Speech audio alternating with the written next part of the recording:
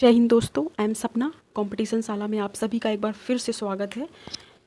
और आज आप सबको पता है कि अब फॉर्म आ गए हैं आर के, तो हम लोग थोड़ा सा अपनी तैयारी को थोड़ा स्पीड अप करते हैं। तो आज हम टेस्ट पेपर जो मैंने कराए थे वो 5 पेपर कराए थे, आज 6 है। और ना क्वेश्चंस जैसे कि 140 क्वेश्चन होते हैं एक टेस्ट पेपर में, तो अगर मैं वो कराने लगूँ, क्योंकि मैं विद एक्सप्लेनेशन कवर कराती हूँ, तो बहुत टाइम लग जाएगा और फिर लोग पूरा वीडियो देख नहीं पाते हैं।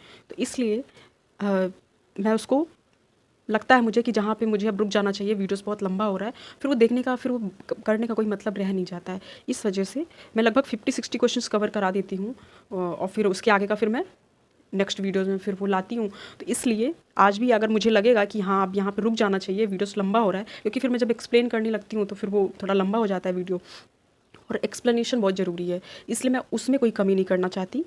क्योंकि अगर आप यहाँ पे आ गए हो मेरे वीडियोस में, अगर आप देख रहे हो, तो इसका मतलब है कि आप सही जगह पे हो। और सबसे बड़ी चीज़ ये है कि आप सही जगह पे हो, आपका ट्रस्ट कभी नहीं टूटेगा।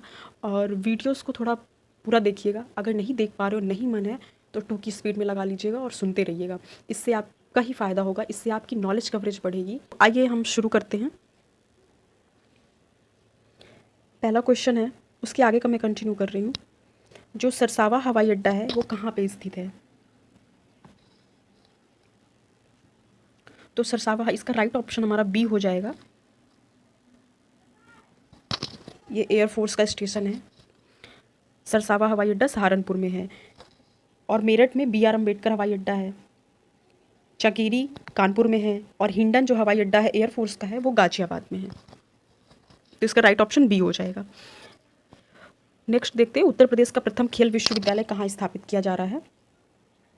तो इसका राइट ऑप्शन सी हो जाएगा, मेरठ में। इसका जो इनॉग्रेशन हुआ था, ये तो प्रधानमंत्री मोदी जी, नरेंद्र मोदी जी ने इसका इनॉग्रेशन किया था जनवरी 2022 में। और ये यूपी का पहला खेल विश्वविद्यालय है, याद रखिएगा। ये यूपी का, ये बहुत इंपॉर्टेंट क्वेश्चन है, यूपी का पहला विश्वविद्यालय है। और ये कहाँ पे है? मेरठ में है।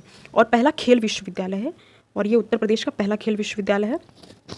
मेजर ध्यानचंद विश्वविद्यालय इसका नाम है। मेजर ध्यानचंद जी के नाम से रखा गया है, मेजर ध्यानचंद खेल विश्वविद्यालय। इसका इनॉग्रेशन मेरठ में हुआ था और प्रधानमंत्री मोदी जी ने किया था। आइए नेक्स्ट क्वेश्चन देखते हैं। निम्न स्थानों में किसे जैन तीर्थ स्थल कहा गया है? मतलब कौन सा इसमें जैन तीर्थ स्थल है? तो इसका राइट ऑप्शन हो जाएगा,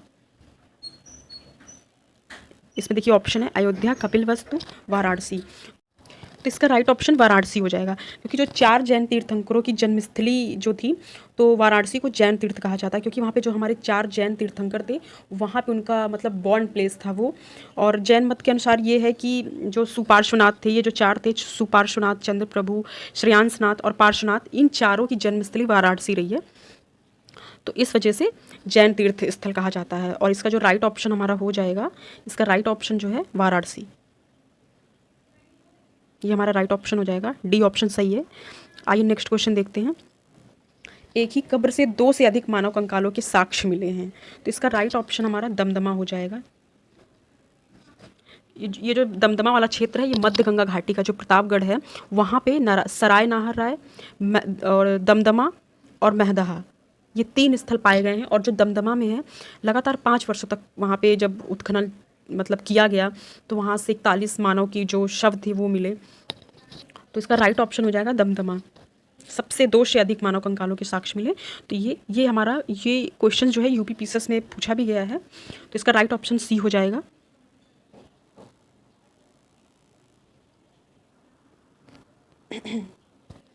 आइए नेक्स्ट क्वेश्चन देखते हैं। अलार कलाम बुद्ध से किस प्रकार संबंधित थे? तो ये जो अलार कलाम थे, ये बुद्ध के गुरु थे और वो सांख्य दर्शन के विशेषज्ञ थे। और ये माना जाता है कि ये गौतम बुद्ध के जो है पहले गुरु थे। जब गौतम बुद्ध जो है, जब वो घर से निकले, तो उनको सबसे पहले जो है अलार कलाम ही मिले थे, जो उन्होंने शिक्षा दीक्षा दी थी। ये इनके पहले गुरु माने जाते हैं। और 6 वर्षों की कठिन तपस्या के बाद जो है इनको ज्ञान प्राप्त हुआ बुद्ध को। तो इसका राइट ऑप्शन हो जाएगा, बुद्ध के एक गुरु थे अलार कलाम, और ये पहले गुरु थे।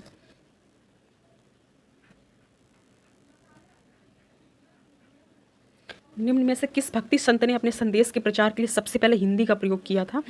तो रामानंद, इन्होंने हिंदी का प्रचार किया था। उत्तर भारत में जो रामानंद भक्ति थी, तो इसके जो प्रारंभकर्ता माने जाते हैं, ये रामानंद जी को माना जाता है। और ये इन्होंने जो है प्रयागराज स्थल में और वाराणसी, यहाँ पे उन्होंने उत्तर भारत में जो है भक्ति का प्रचार किया।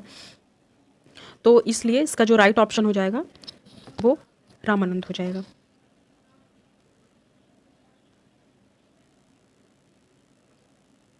अब्दुल हमीद, ये नेक्स्ट क्वेश्चन है, अब्दुल हमीद लाहौरी थे, तो ये शाहजहाँ के, इसका राइट ऑप्शन जो है सी हो जाएगा। अब्दुल हमीद लाहौरी जो है शाहजहाँ के शासनकाल का एक इतिहासकार था। इसकी एक पुस्तक थी पातशाहनामा, पातशाहनामा, क्योंकि ये क्वेश्चंस भी बहुत इंपॉर्टेंट है, पूछा जाता है मिडिल हिस्ट्री से। एक दो क्वेश्चन ऐसे बन जाते हैं कि फिर लगता है कि कहाँ से पूछ लिया है, तो इसीलिए हमें टेस्ट पेपर और प्रीवियस ईयर नहीं छोड़ना है बिल्कुल भी, कि अगर ऐसे क्वेश्चन बन जाते हैं तो वो हमसे छूटे ना, हम कवर कर ले जाएँ। तो ये शाहजहाँ के शासनकाल में एक राजकीय इतिहासकार था अब्दुल हमीद लाहौरी, और ये जो पातशाहनामा था ये उसी की किताब थी, उसने लिखा था। आइए नेक्स्ट क्वेश्चन देखते हैं। निम्न में से किसने भारत में प्रसिद्ध नौरोज त्योहार को आरंभ कराया था? तो इसका राइट ऑप्शन जो हो जाएगा बलबन। और ये जो बलबन था, ये गुलाम वंश का शासक था, दिल्ली सल्तनत में गुलाम वंश का शासक था। तो और इसकी बहुत सी चीज़ें जो है फेमस थी, जैसे इसने सिजदा, मतलब भूमि पर लेटकर अभिवादन करना, पूरा भूमि में लेटकर एकदम दंडवत होकर के अभिवादन करना, इसने ही शुरुआत की थी उसकी। पाबोस जो है, पाबोस मतलब जो है सुल्तान के चरणों को चूमना, कैसे कैसे अजीबो अजीब चीज़ें इसने शुरू की थी, इसने ही शुरू किया था।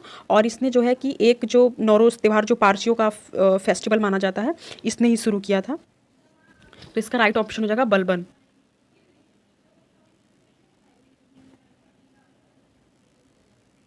ये मैच कराना है हमको, तो लेखक हैं और इनकी रचनाएं हैं।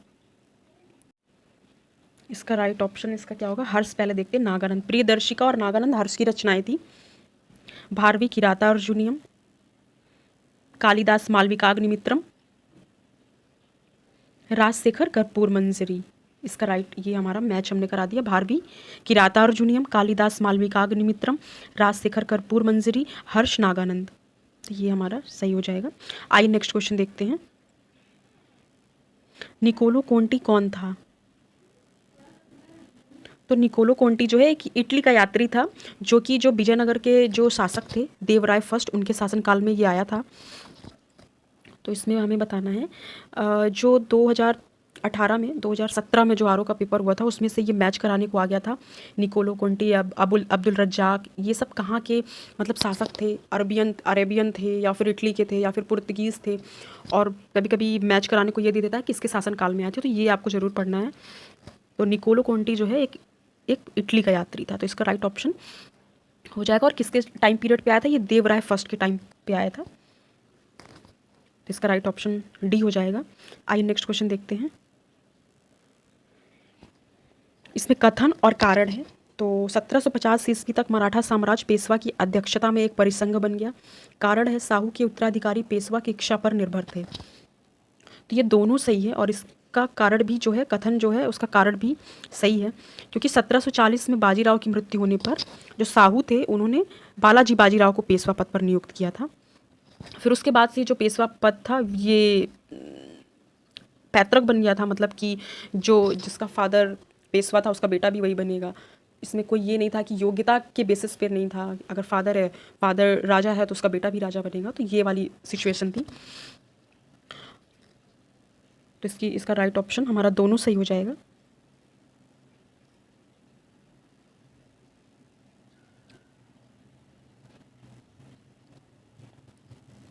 ए और दोनों सही हैं, और आर ए का सही स्पष्टीकरण है। आइए नेक्स्ट क्वेश्चन देखते हैं। निम्न में से कौन सा कनिष्क के दरबार से संबंधित नहीं था? चरक, अश्वघोष, पतंजलि, नागार्जुन। तो जो अश्वघोष, नागार्जुन, पार्श्व, चरक, ये चारों कनिष्क के दरबार से संबंधित थे। जो पतंजलि थे वो कनिष्क के दरबार से संबंधित नहीं थे, वो शुंगकालीन विद्वान थे, जिन्होंने पाणिनि की अष्टाध्यायी जो व्याकरण की किताब थी। तो शुंग जो है वो शुंग के टाइम पीरियड में जो पतंजलि थे, और इन्होंने एक किताब लिखी थी पाणिनि की जो ये बुक थी अष्टाध्याय, ये उनकी बुक थी। तो इसका राइट ऑप्शन हो जाएगा, पतंजलि नहीं थे, बाकी चरक, अश्वघोष, नागार्जुन ये कनिष्क के काल से संबंधित थे। बाकी जो पतंजलि वो शुंगकालीन का वो रचनाकार थे, उनके राज्य में रहते थे वो। अकबर के दरबार में आने वाला पहला अंग्रेज व्यक्ति कौन था? तो रॉल्फ फिंच था। और ये जो रॉल्फ फिंच था ये फतेहपुर सीकरी में, आगरा में जो है पहुंचने वाला पहला व्यक्ति था, और ये अकबर के दरबार में पहला अंग्रेज था। तो रॉल्फ फिंच इसका राइट ऑप्शन हो जाएगा। आइए नेक्स्ट क्वेश्चन देखते हैं। इसमें भी हमें मैचिंग कराना है।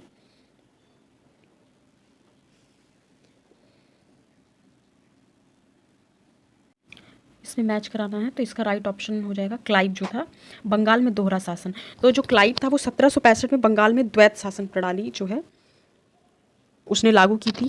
बेंटिक जो है 1833 में उसने अंग्रेजी शिक्षा को प्रमोट किया, जो कि मैकाले ने इसकी शिक्षा की नींव रखी।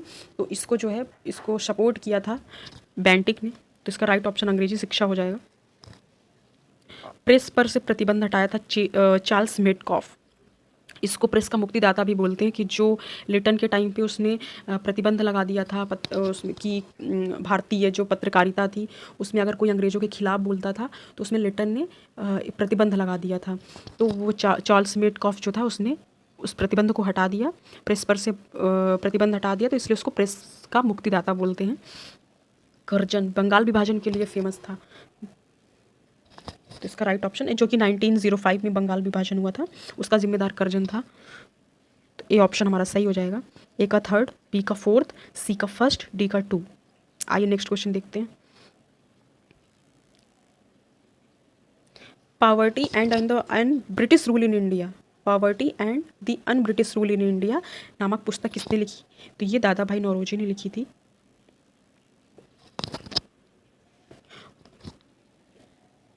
इसका राइट ऑप्शन डी हो जाएगा। आइए नेक्स्ट क्वेश्चन देखते हैं।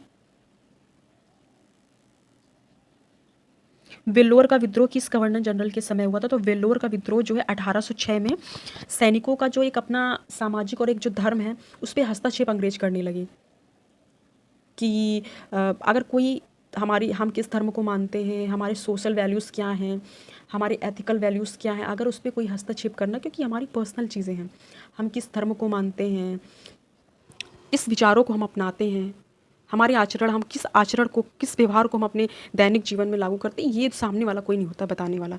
तो क्या होता था कि जब अंग्रेज़ों ने उस पर हस्तक्षेप करना शुरू कर दिया तो बस वहीं से वो उनके मन में वो चिंगारी पैदा हो गई। तो वहीं से वेल्लोर विद्रोह की शुरुआत हो गई थी, जो कि 1806 में। उसके बाद 1857 में वही चीज़ देखने को मिलती है, वो चिंगारी आग बन गई थी। तो 1806 में, और ये किसके टाइम पीरियड में था? जॉर्ज बार्लो के टाइम पे हुआ था, जो कि उस टाइम गवर्नर जनरल था।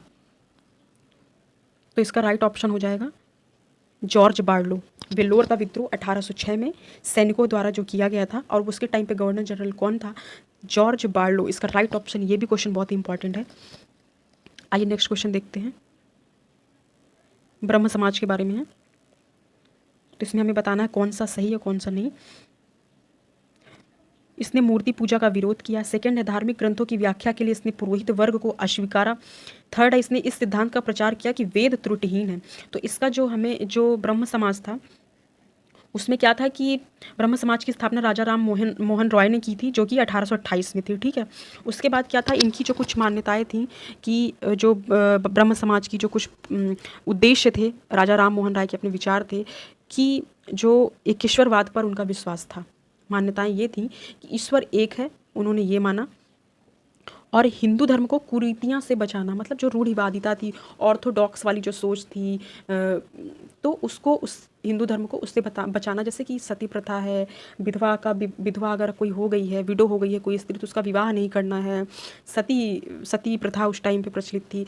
तो इस तरीके के बाल विवाह जैसी कुरीतियाँ थीं, तो रूढ़िवादिता, तो उनको क्या थी कि जो रूढ़िवादी परंपरा है उसको हिंदू धर्म से अलग कर देना, जिससे कि हिंदू धर्म की यही खासियत रही है कि हमारी जो पुरातन चीज़ें हैं जो नहीं सही हैं आज के समाज के संदर्भ में देखते हुए, तो उनको हटा देना, जिससे कोई भी चीज़ अगर सस्टेन आगे करना है, अगर कोई चीज़ है अगर वो आगे उसको पुनर्जीवित करना है, तो उसकी जो कुछ होता है ना कि कुछ चीज़ें हैं कि सब कुछ अच्छा नहीं होता है, तो हमारे अंदर अगर जो कमियां हैं उसको अगर हम हटा देंगे तो आप बहुत लंबे टाइम तक टिक पाओगे।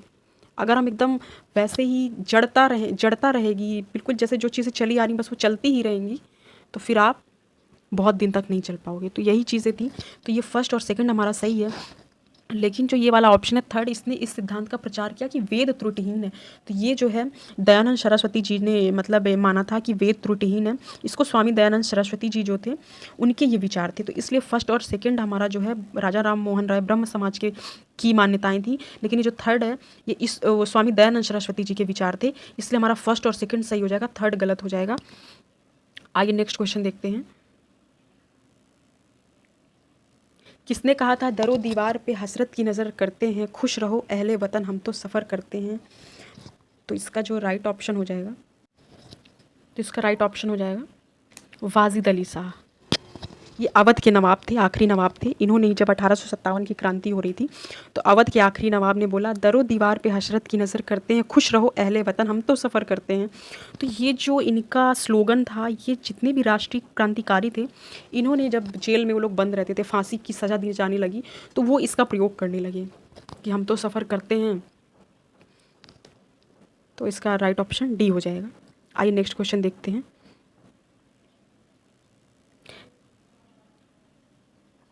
निम्न में कौन भारतीय क्रांति की माँ कहलाती है? तो ये भीकाजी रुस्तम कामा जो थी, ये राष्ट्रीय जो क्रांतिकारी थी उसकी समर्थक थी।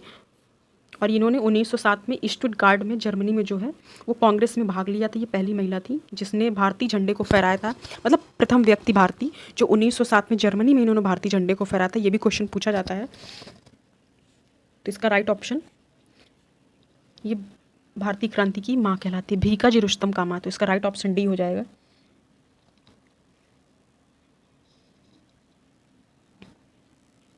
उन्नीस 1930 के दशक में देश के विभिन्न भागों के भिन्न भिन्न तथा नेताओं द्वारा किसान आंदोलन चलाए गए थे। तो इसमें जो है हमें इसको मैच कराना है कि कौन सा सही है। तो जो सहजानंद सरस्वती थे, ये किसान आंदोलन जो था उसके प्रणेता थे, मतलब प्रतिनिधित्व किया था इन्होंने। तो ये बिहार से संबंधित थे। तो सहजानंद सरस्वती जो है बिहार प्रांतीय किसान सभा जो थी उसके संस्थापक रहे हैं। और ये 1936 में लखनऊ में जो है अखिल भारतीय किसान कांग्रेस की स्थापना हुई थी। तो इसका राइट ऑप्शन, ये स्वामी सहजानंद उसके प्रमुख थे। तो ये हमारा बिहार हो जाएगा। खुदाई खिदमतकार जो है ये कहाँ से संबंधित था? ये अब्दुल खान गफ्फार खान जो थे, पश्चिमोत्तर सीमा के जो पाकिस्तान वाला जो क्षेत्र था, तो उन्होंने एक लाल कुर्ती संगठन की जो है एक संघ बनाया था, जो कि जब सविनय अवज्ञा आंदोलन यहाँ पे चल रहा था भारत में, तो वो भी उसी से उसके पैरेलल चल रहा था वो लाल कुर्ती संगठन, जिसके जो संस्थापक थे वो खान अब्दुल गफ्फार खान थे। तो ये जो है NWFP खुदाई खिदमतकार। और ये जो स्वामी रामानंद थे अब्दुल हमीद खां, ये दक्षिणी असम से संबंधित थे। और स्वामी रामानंद हैदराबाद से संबंधित थे। तो इसका राइट ऑप्शन हो जाएगा स्वामी रामानंद हैदराबाद, अब्दुल हमीद खां जो है दक्षिण असम से। तो ये सही हो जाएगा। आइए नेक्स्ट क्वेश्चन देखते हैं। कांग्रेस ने खिलाफत आंदोलन का समर्थन किया, क्यों किया? तो हमें सही कूट इसमें मैच कराना है। तो खलीफा की पुनः स्थापना के लिए, खलीफा को हटाने के लिए, मुसलमानों की सहानुभूति प्राप्त करने के लिए, या फिर कांग्रेस में जिन्ना को हाशिए पर लाने के लिए। तो क्या था कि जो कांग्रेस ने खिलाफत आंदोलन का जो समर्थन था वो खलीफा की पुनः स्थापना के लिए, क्योंकि वहाँ पे क्या था कि खलीफा को हटाया जा रहा था और जितने भी मुस्लिम मतलब उस टाइम पे देश थे वो सारे इकट्ठा हो गए कि खलीफा की स्थापना करनी है। तो गांधी जी ने यहाँ भी बोला कि जो खिलाफत आंदोलन के साथ सब मतलब इकट्ठा हो जाएं सब लोग, जिससे कि हिंदू मुस्लिम एकता दिखाई दी। सब लोग मिलकर के खिलाफत आंदोलन का जो है समर्थन करेंगे। कांग्रेस जो है मुस्लिम लीग, और मुस्लिम लीग तो इससे खैर अलग रही थी। मोहम्मद अली जिन्ना जो थे उन्होंने कहा था कि इसको धार्मिकता का मतलब सांप्रदायिकतावाद का रंग मत दीजिए, गांधी जी को उन्होंने बोला था। तो मुस्लिम वर्ग और मतलब कांग्रेस ये सारे इकट्ठा हो गए थे। तो इसमें हमारा खलीफा की पुनः स्थापना ये जो है, एक तो ये बन रहा है। खलीफा को हटाने के लिए तो ऐसा कुछ है नहीं, क्योंकि स्थापना ही करानी थी, पुनः स्थापना। मुसलमानों की सहानुभूति उनको चाहिए थी गांधी जी को। तो 1 और 3 हमारा सही हो जाएगा। कांग्रेस में जिन्ना को हाशिए पर लाने के लिए ऐसा कोई विचार नहीं था। जिन्ना तो खुद ही इससे अलग रहे थे, उन्होंने बोला ही था। तो फर्स्ट और थर्ड सही हो जाएगा। बाकी आइए नेक्स्ट क्वेश्चन देखते हैं। असहयोग आंदोलन के दौरान विदेशी वस्त्रों के जलाए जाने पर किसने महात्मा गांधी को लिखा था? ये निष्ठुर बर्बादी है। तो जो रविन्द्रनाथ टैगोर थे, इन्होंने बोला था कि विदेशी वस्त्रों की जो होली जलाई जा रही है ये मतलब एक निष्ठुर बर्बादी है। इसका राइट ऑप्शन जो है रविन्द्रनाथ टैगोर हो जाएगा। और जो विदेशी वस्त्रों को जलाए जाने का यह असहयोग आंदोलन के टाइम पे जो शुरू हुआ था और इसी में रविन्द्रनाथ टैगोर ने कहा था कि निष्ठुर बर्बादी है। तो इसका बी ऑप्शन सही हो जाएगा। निम्न में से कौन कांग्रेस समाजवादी दल का प्रमुख नेता था? तो कांग्रेस समाजवादी की स्थापना 1934 में हुई थी। आचार्य नरेंद्र देव एवं जयप्रकाश नारायण जेपी और आचार्य नरेंद्र ने दोनों ने इसके संस्थापक रहे हैं। और इसके कई सदस्य थे जैसे कि अच्युत पटवर्धन, मीनू मशानी, डॉक्टर राम मनोहर लोहिया, पुरुषोत्तम विक्रम दास। क्योंकि यूपीपीसीएस और आरओ में बहुत ही डेप्थ में जाके, बहुत डीप में जाके क्वेश्चंस बन जाते हैं, तो सिर्फ हमें इसके संस्थापक सदस्य ही नहीं पढ़ने हैं, मतलब संस्थापक ही नहीं पढ़ने, सदस्य भी इसको हम एक बार देख लेंगे। अशोक मेहता, अच्युत पटवर्धन, मीनू मशानी, डॉक्टर राम मनोहर लोहिया, पुरुषोत्तम विक्रम दास, यूसुफ मेहराले, गंगा शरण सिंह, कमला देवी चट्टोपाध्याय। क्योंकि पीसीएस में भी एक क्वेश्चन इस बार आया था, पूछा था 2023 वाले में कि एक आंदोलन है तो उसमें क्या था कि स्वदेशी आंदोलन कुछ ऐसे था कि उसमें ऐसे किसका संबंध नहीं है, इतना डीप में जाके किस महिला का संबंध इस आंदोलन से नहीं था। बहुत क्लोज ऑप्शन भी दिए थे, तो इस तरह के क्वेश्चन बन जाते हैं, इसलिए हमें देख लेना ज़्यादा ज़रूरी रहता है।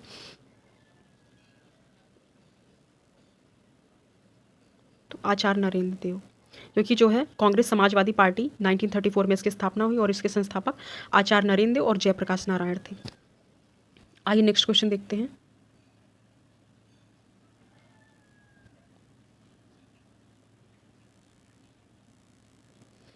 कथन और कारण है भारत छोड़ो आंदोलन से लोगों को जागृत करने और साहस दिलाने में सफलता मिली। सेकंड है करो या मरो का नारा लोगों के मन में प्रवेश कर गया। तो ए और आर दोनों सही है और ये आर एक की सही स्पष्टीकरण भी कर रहा है, क्योंकि गांधी जी ने बोल दिया था कि करो या मरो भारत छोड़ो आंदोलन। इसके पहले जितने आंदोलन हुए थे, सविनय अवज्ञा आंदोलन, असहयोग आंदोलन, व्यक्तिगत सत्याग्रह, तो ये क्या था कि मतलब इतना ज़्यादा इम्पैक्ट नहीं डाल पाया, इतना प्रभावशाली नहीं रहा। लेकिन जब भारत छोड़ो आंदोलन, गांधी जी भी उन्होंने बोला, इसमें भी अहिंसा, जो पहले वो टर्म्स यूज करते थे अहिंसा, सत्य अहिंसा, अहिंसा की नहीं, बिल्कुल हिंसा नहीं होनी चाहिए, पर इस भारत छोड़ो आंदोलन में हिंसा हुई थी। तो करो या मरो का जो नारा था वो भारत छोड़ो आंदोलन में लोगों में इतनी ज़्यादा जागृत हो गई कि नहीं, अब बस डू और डाई वाली स्थिति थी। तो ये दोनों ही इस कारण और कथन दोनों ही सही हैं, तो इसका राइट ऑप्शन ए हो जाएगा। आइए नेक्स्ट क्वेश्चन देखते हैं। भारत की स्वतंत्रता से संबंधित निम्न कथनों में से कौन सा एक सही नहीं है? तो रॉलेट एक्ट से सार्वजनिक रोष की एक लहर उमड़ी जिसके फलस्वरूप जलियांवाला जनसंहार हुआ, ठीक है। सुभाष चंद्र बोस ने फॉरवर्ड ब्लॉक गठित किया, ठीक है। Bhagat Singh Hindustan Republic Socialist Association के संस्थापकों में से एक थे, ये भी ठीक है। 1931 में कराची के कांग्रेस अधिवेशन में गांधी इरविन समझौते का विरोध हुआ था।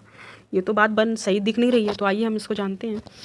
तो नवंबर 1930 में जो है लंदन में जो फर्स्ट हमारा राउंड टेबल, जो प्रथम गोलमेज सम्मेलन हुआ था, पहला गोलमेज सम्मेलन नवंबर 1930 में, जिसमें कांग्रेस ने विरोध किया था। इसमें उसने भाग लिया ही नहीं था, कांग्रेस गई ही नहीं थी। बाकी जो मुस्लिम लीग थी, हिंदू महासभा और अंबेडकर की जो पार्टी, ये लोग सब सम्मिलित हुए थे, लेकिन कांग्रेस सम्मिलित हुई ही नहीं थी।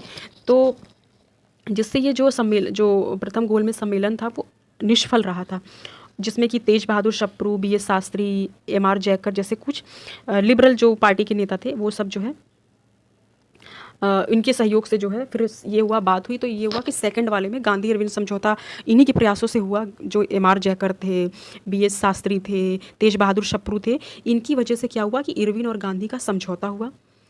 इसी से फिर वो सेकंड राउंड टेबल जो हुई जिसमें गांधी जी गए थे, तो वो सेकंड वाले में कांग्रेस शामिल हुई। तो फर्स्ट वाले में ये क्या है, फिर 1931 के कांग्रेस कराची अधिवेशन में गांधी इरविन समझौते को स्वीकृति प्रदान की गई थी कि इसमें जो है जो सेकंड राउंड टेबल थी, तो उसमें क्या हुआ, उसकी पहली जो पृष्ठभूमि थी 1931 के कांग्रेस का जो कराची में अधिवेशन हुआ था, वहाँ पे सहमति बन गई थी गांधी इरविन समझौते की कि हाँ, गांधी जी जो है सम्मिलित होंगे, राउंड टेबल जो सेकंड होगी। तो इसका जो फर्स्ट तो सही है, रॉलेट एक्ट से सार्वजनिक रोष की लहर उमड़ी जिसके फलस्वरूप जलियांवाला बाग नरजनसंहार हुआ। रॉलेट एक्ट के विरोध में ही जो है सत्यपाल और सैफुद्दीन किचलू जो थे उनके विरोध में वहाँ पे उनके मतलब उनको बचाने के लिए वहाँ पे जलियांवाला बाग वहाँ पे सम्मेलन हुआ था। सुभाष चंद्र बोस ने 1939 में जब हरिपुरी जो त्रिपुरी संकट था तो वहाँ पे त्रिपुरी विवाद जो था 1938 में उन्होंने कांग्रेस की अध्यक्षता की थी। वहाँ पे उनको हटा के गांधी जी के जो समर्थक थे, गांधी जी पट्टाभी सीतारामैया को समर्थन उनका था, तो रिज़ाइन दे के कांग्रेस सुभाष चंद्र बोस ने 1939 में फॉरवर्ड ब्लॉक की स्थापना कर ली। भी हमारा सही हो जाएगा। और HSRA Hindustan socialist Republic association के जो सदस्य थे संस्थापकों में, जिसमें कि चंद्रशेखर आज़ाद और भगत सिंह जी लोगों ने 1928 में इसकी स्थापना कर दी थी HSRA। और HRA जिसमें कि हिंदुस्तान रिपब्लिक एसोसिएशन सिर्फ था 1924 में, जो कि कानपुर में सचिन दास सान्याल के टाइम पीरियड में शुरू हुआ था। और HSRA की जो संस्थापकों में भगत सिंह, ये भी सही है। लेकिन जो 1931 में कराची के कांग्रेस अधिवेशन में विरोध नहीं हुआ था बल्कि इन लोगों में समझौता हो गया था, तो ये हमारा गलत हो जाएगा। आइए नेक्स्ट क्वेश्चन देखते हैं। सूरत विभाजन, तो सूरत विभाजन 1907 में हुआ था। पूर्ण स्वराज का संकल्प जो कि लाहौर में था 1929 में हुआ था। सांप्रदायिक अधिनिर्णय 1932 में हुआ था। सर्वदलीय सम्मेलन 1928 में हुआ था। तो इसका राइट ऑप्शन जो है बी हो जाएगा। ए का 4, बी का 3 1932, सी का 2 सर्वदलीय सम्मेलन 1929, डी का 1 पूर्ण स्वराज का संकल्प। फिर 1929 में संकल्प, 29 में फिर जब जवाहरलाल नेहरू लाहौर में रावी नदी के तट पे जब ये था कि वहाँ पे पूर्ण स्वराज का जो होगा वो लागू 1929 में, तो इसका राइट ऑप्शन बी हो जाएगा। आइए नेक्स्ट क्वेश्चन देखते हैं। कौन सा मैच नहीं कर रहा है, मैचिंग वाला है, सही नहीं है। फिरोज शाह मेहता भारतीय राष्ट्रीय कांग्रेस से संबंधित थे। इल्बर्ट बिल जो है रिपन ने पारित किया था उनके रिपन के टाइम पे। Theodore Beck Mohammedan Anglo Oriental College Aligarh, ये इसके संस्थापक थे, मतलब जुड़े थे इससे। लेकिन जो बदरुद्दीन तैयब जी थे ये मुस्लिम लीग से संबंधित नहीं थे। बदरुद्दीन तैयब जी जो थे वो पहले एक मतलब वो थे, क्या कहते हैं, पहले मुस्लिम सदस्य थे जो कांग्रेस की अध्यक्षता की थी, जो कि 1887 में मद्रास अधिवेशन में इन्होंने कांग्रेस की अध्यक्षता की थी। तो थियोडोर बेक जो है मॉमडन एंग्लो ओरिएंटल कॉलेज के प्रधानाध्यापक थे। इल्बर्ट बिल रिपन के टाइम में पारित हुआ। फिरोज शाह मेहता राष्ट्रीय कांग्रेस से संबंधित थे, ये भी सही है, तीनों सही है। बदरुद्दीन तैयब जी मुस्लिम लीग से नहीं, ये कांग्रेस से संबंधित थे, तो ये हमारा गलत हो जाएगा। आइए नेक्स्ट क्वेश्चन देखते हैं। ये पुस्तकें और लेखक हैं, देखते हैं, इसको मैच कराना है।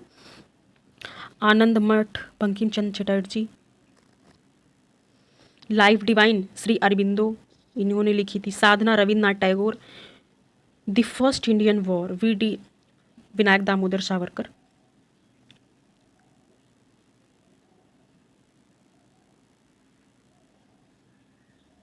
तो ये ए का 4। द फर्स्ट इंडियन वॉर जो है ऑफ इंडिपेंडेंस, ये VD सावरकर ने लिखी थी। आनंद मठ बंकिम चटर्जी की थी। लाइफ डिवाइन श्री अरबिंदो की थी। साधना रविन्द्रनाथ टैगोर की थी। आइए नेक्स्ट क्वेश्चन देखते हैं। तिब्बती गुरु जो दलाई लामा को किस राज्य केंद्र शासित प्रदेश के सर्वोच्च नागरिक सम्मान डिवॉल RN जीम डस्टन से सम्मानित किया गया है? तो ये लद्दाख, इसका राइट ऑप्शन लद्दाख हो जाएगा। आइए नेक्स्ट क्वेश्चन देखते हैं। ये करंट के क्वेश्चन है। निम्न में से किसने पेरिस ओलंपिक 2024 में पहली बार इंडिया हाउस स्थापित करने के लिए भारतीय ओलंपिक संघ IOA के साथ भागीदारी की है? तो ये रिलायंस इंडस्ट्री जो है भागीदारी की है। और ये जो है एथलीटों के प्रदर्शन को बढ़ाने पे, मतलब उनकी जो क्षमता है, उनकी जो इफ़िशियंसी है, परफॉर्मेंस है, उसको और इन्हेंस करने के लिए ये समझौता किया गया है। और साथ में जो भविष्य में ओलंपिक खेल होंगे उनकी मेज़बानी भारत करेगा। इसके लिए दोनों में समझौता किया गया है। ये सहयोग करेगी, भारत की जो एक रेपुटेशन है उसको बढ़ाने का काम करेगी। तो इसका राइट ऑप्शन रिलायंस इंडस्ट्रीज हो जाएगा। आइए नेक्स्ट क्वेश्चन देखते हैं। सेमीकंडक्टर और डिस्प्ले उत्पादन के क्षेत्र में सहायता के लिए सेमीकंडक्टर नीति शुरू करने वाला भारत का पहला राज्य कौन सा है? तो ये बहुत ही चर्चा रही है इसकी। तो ये गुजरात है। ये पहली हाइड्रोजन ईंधन सेल जो है पुणे से शुरू हुई थी, जो कि महाराष्ट्र में है। तो ये फर्स्ट हमारा ये गलत हो जाएगा। और जो HFC बस है, हाइड्रोजन फ्यूल जो सेल है, को वैज्ञानिक और औद्योगिक अनुसंधान परिषद जो CSIR हमारा है तथा KPIT भारतीय बहुराष्ट्रीय निगम द्वारा विकसित किया गया है। ये भी पूछ सकता है कि किसके किसके मतलब कौन सी जो संस्था है इसके मतलब संचालन में योगदान था किसका। तो ये हो जाएगा।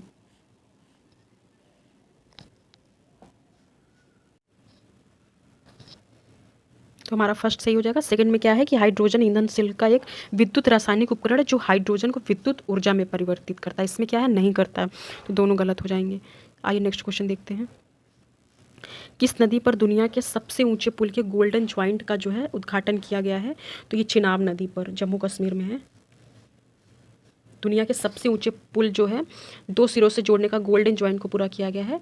और इसमें जो लागत इसकी टोटल है 28,000 करोड़ रुपए। और ये 111 किलोमीटर लंबा है, जो कि कटरा और बनिहाल को जोड़ेगा। मतलब ये बहुत बड़ी एक उपलब्धि है। इस जो पूरा टोटल 111 किलोमीटर और कटरा से बनिहाल, और किस नदी पर है? चिनाब पे। आइए नेक्स्ट क्वेश्चन देखते हैं। इसमें भी है, भारत और बांग्लादेश ने कुशियारा नदी के अंतरिम जल बंटवारे पर समझौता ज्ञापन को अंतिम रूप दिया है। सेकंड है, कुशियारा नदी बांग्लादेश और असम में एक डिस्ट्रीब्यूटरी है उसकी। तो कौन सा सही हो जाएगा? तो इसमें देखते हैं।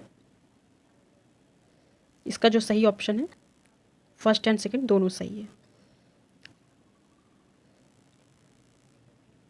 ये भारत और बांग्लादेश की जो है इस बैठक में ये जल बंटवारा जो समझौता हुआ था, इन दोनों की मंत्री स्तरीय जो बैठक हुई थी उसमें ये बात कही गई थी, अंतिम रूप दिया गया था। और कुशियारा नदी बांग्लादेश और असम में एक वितरिका नदी है। तो हमारा राइट ऑप्शन दोनों सही है। नेक्स्ट क्वेश्चन देखते हैं।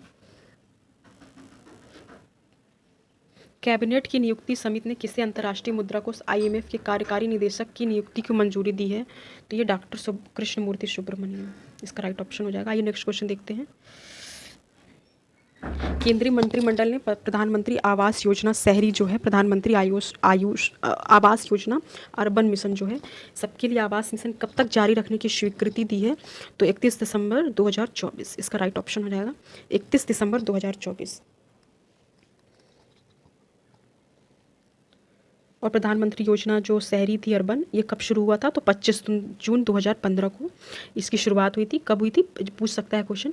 25 जून 2015 को प्रधानमंत्री आवास योजना शहरी का शुभारंभ किया गया था, और जिसका उद्देश्य था कि शहरी क्षेत्रों के जो लोग थे उनको 2022 तक आवास उपलब्ध करा देना है। जिससे क्या था कि जो झोपड़ियाँ झुग्गी बस्तियाँ शहरों में बसती हैं, मलिन बस्तियाँ, उनको मेनली कम करने का था, जो वो उस कम करके वो पक्के घर उन लोगों को मिले। तो इसका राइट ऑप्शन 31 दिसंबर 2024 तक इसकी जो है अभी स्वीकृति दी गई है। पहले 22 तक था, वो पूरा मतलब टारगेट पूरा नहीं हो पाया तो उसको बढ़ा दिया गया है 31 दिसंबर 2024 तक। आइए नेक्स्ट क्वेश्चन देखते हैं। अंडर 20 विश्व कुश्ती चैंपियनशिप में स्वर्ण पदक जीतने वाली भारत की पहली महिला पहलवान कौन बनी है? तो इसमें जो हमारा इसकी राइट ऑप्शन है अंतिम पंघल।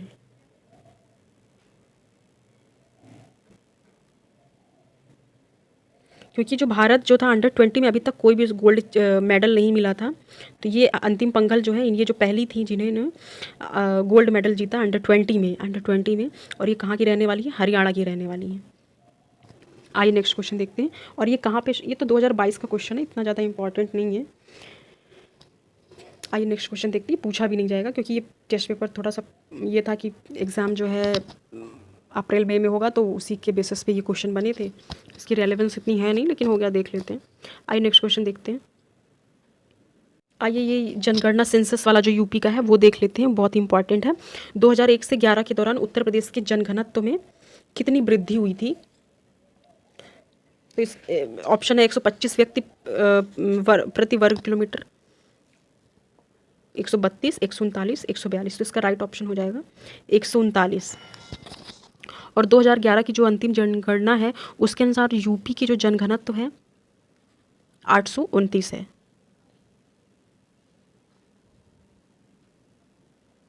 और जनघनत्व की दृष्टि से यूपी हमारा राज्य में चौथे स्थान पर है।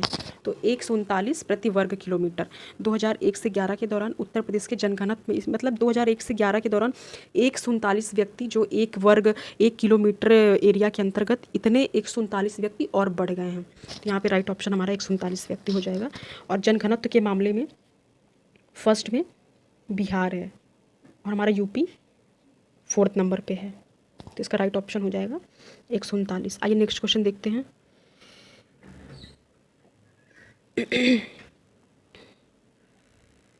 जनगणना 2011 के अनुसार उत्तर प्रदेश के निम्नलिखित जिलों में से किस एक की पुरुष साक्षरता सर्वाधिक है?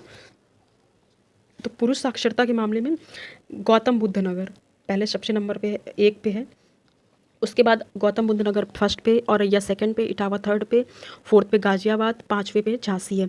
गौतम बुद्ध नगर में जो पुरुष के मतलब मेल लिटरेसी है वो 88% है। उसके बाद औरैया का नंबर आता है वो जो कि 86% है। इटावा भी लगभग, औरैया इटावा यहाँ की जो लिटरेसी रेट है बहुत अच्छी है यूपी में। फिर उसके बाद गाजियाबाद आता है, झांसी। तो यहाँ पे हमारा जो है इसमें अगर इसको देखा जाए तो ये हमारा बी ऑप्शन सही हो जाएगा, क्योंकि फर्स्ट में अगर हमारा गौतम बुद्ध नगर दिया होता तो गौतम बुद्ध नगर सही हो जाता।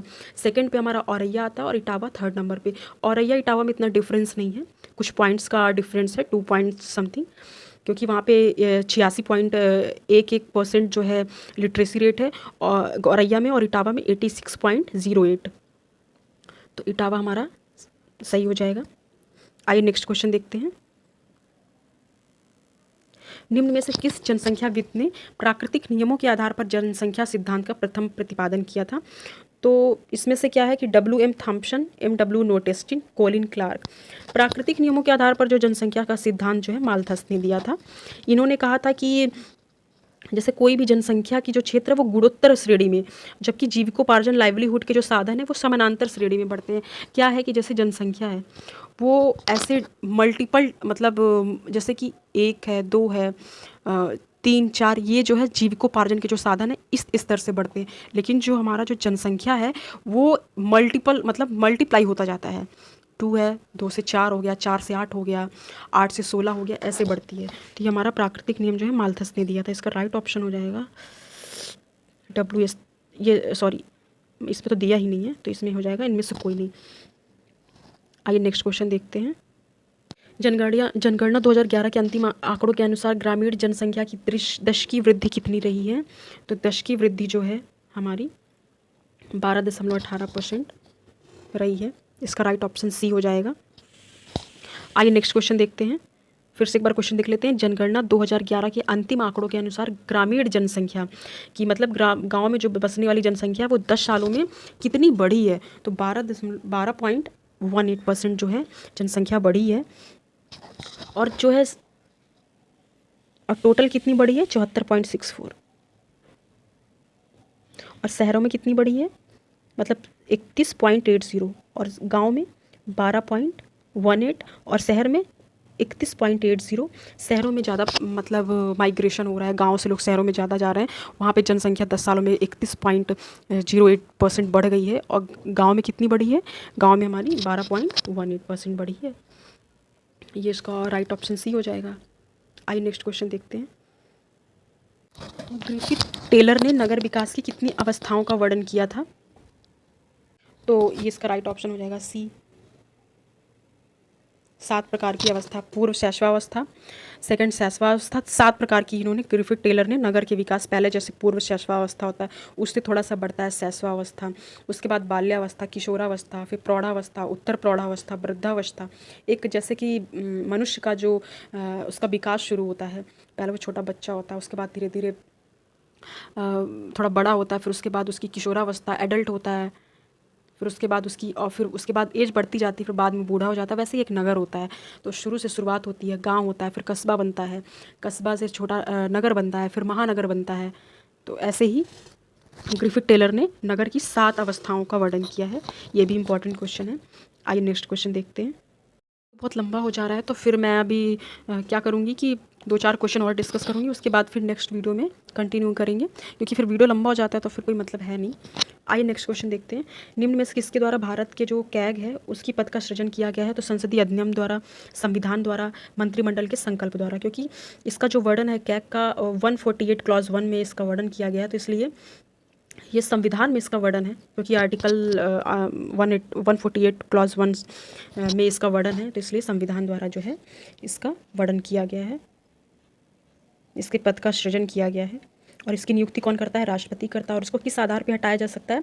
जैसे कि जो सुप्रीम कोर्ट है वहाँ के जो न्यायाधीश होते हैं उनको जिस आधार पे हटाया जाता है उसी आधार पे कैग को भी हटाया जाता है। ये नहीं है कि कैग जो है कोई भी मतलब कि राष्ट्रपति हटा दे, राष्ट्रपति नियुक्त करता है तो राष्ट्रपति हटा दे, नहीं। जब लोकसभा और राज्यसभा के विशेष बहुमत के द्वारा जो है, जैसे कि सुप्रीम कोर्ट के न्यायाधीश को हटाया जाता है, वैसे ही कैग को भी उसी रीति से हटाया जाता है। तो राइट ऑप्शन हमारा बी हो जाएगा, संविधान द्वारा। आइए नेक्स्ट क्वेश्चन देखते हैं।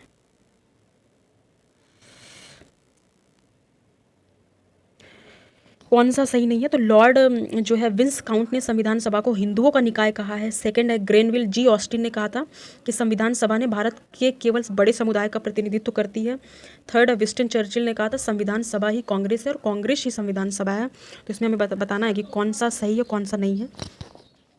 तो इसमें जो है केवल 2 सही होगा, क्योंकि जी ऑस्टिन जो था उसने बोला था कि भारत के केवल बड़े समुदाय का प्रतिनिधित्व करती है संविधान सभा, जो कांग्रेस उस टाइम पे थी। तो इसमें हमारा ऑप्शन ए सही हो जाएगा। जो लॉर्ड विंसकाउंट ना था, इसने हिंदुओं का निकाय कहा था संविधान सभा को, जो उस टाइम पे कांग्रेस थी उसको लॉर्ड विंसकाउंट ने हिंदुओं का निकाय कहा था। बाकी जो विंस्टन चर्चिल ने संविधान सभा को, विंस्टन चर्चिल जो था उसने बोला था कि भारत के केवल बड़े समुदाय का प्रतिनिधित्व संविधान सभा करती है। यहाँ पे जो ये हमारा सही हो जाएगा, ये गलत हो जाएगा, क्योंकि जी ऑस्टिन जो है उसने कहा था संविधान सभा ही कांग्रेस है और कांग्रेस ही संविधान सभा है। यहाँ पे उल्टा हो गया, क्योंकि विंस्टन चर्चिल जो है यहाँ पे लिखा है कि संविधान सभा कांग्रेस है और कांग्रेस ही संविधान सभा। तो ये वाला जो उक्ति थी इसने बोला था, जी ऑस्टिन ने बोला था, और विंस्टन चर्चिल ने बोला था कि भारत के केवल बड़े समुदाय का प्रतिनिधित्व करती है, जबकि जी ऑस्टिन ने ये नहीं कहा था। तो ये हमारा दोनों गलत हो जाएगा। जी ऑस्टिन ने कहा था संविधान सभा ही कांग्रेस है और कांग्रेस ही संविधान सभा है। विंस्टन चर्चिल ने बोला था भारत के केवल बड़े समुदाय का प्रतिनिधित्व संविधान सभा करती है। तो इसलिए हमारा फर्स्ट सही हो जाएगा, सेकंड और थर्ड दोनों गलत है। इसको, ये क्वेश्चंस मतलब बहुत इंपॉर्टेंट है, इसको आप कहीं लिख लीजिएगा। एक बार मैं फिर बता देती हूँ, विंस्टन चर्चिल ने ये संविधान सभा ही कांग्रेस है, कांग्रेस ही संविधान सभा नहीं बोला था।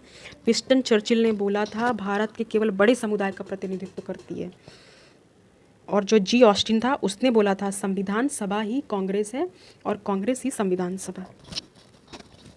आइए नेक्स्ट क्वेश्चन देखते हैं। दोस्तों बस यहीं तक करते हैं, फिर आगे कंटिन्यू करेंगे नेक्स्ट वीडियो में, क्योंकि बहुत लेंदी वीडियो हो जाएगा फिर। तो फिर थैंक यू फॉर वॉचिंग।